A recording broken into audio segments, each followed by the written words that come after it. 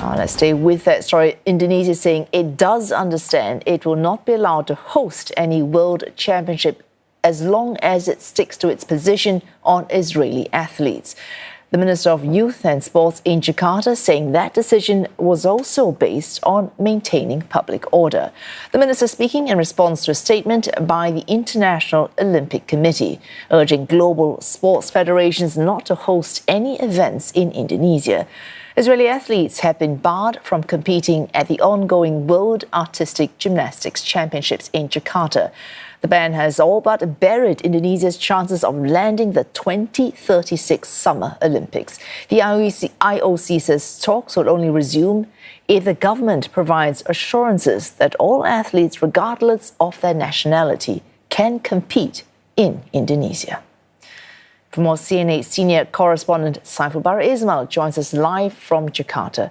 Saiful, this is not the first time Indonesia has barred Israeli athletes from sporting events.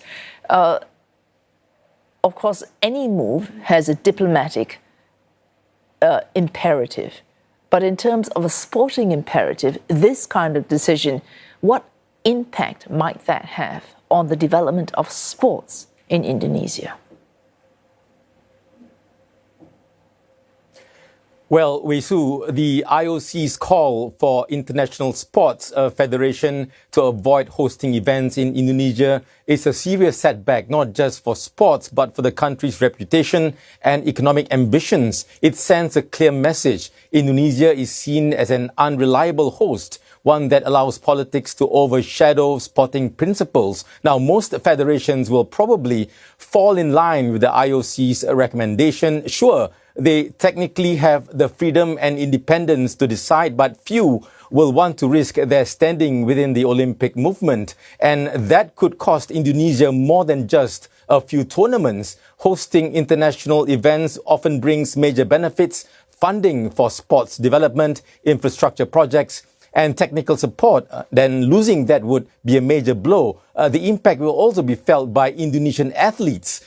Competing at home against a world-class talent is an invaluable experience, and now that opportunity might disappear. Of course, the IOC's decision didn't come out of nowhere. It follows a string of incidents where Indonesia's political stance on Israel has caused problems, from losing the 2023 FIFA Under-20 World Cup to pulling out of the 2023 World Beach Games. That said, Indonesia isn't the only one struggling to separate politics from sports. The IOC itself has faced heavy criticism, especially after banning Russian athletes following the invasion of Ukraine in 2022. Many accused it of inconsistency and double standards. All of this shows just how tangled sports and global politics have become, and maybe how impossible it really is to keep them apart. Oh, Saiful, the difficulty with keeping one issue apart from the other, but Indonesia needs to make some moves because it's looking to its relations with the broader Middle East. So not just Israel, but Arab states as well in the Middle East. That's right, Wei Su. Indonesia, first of all, has never had diplomatic ties with Israel.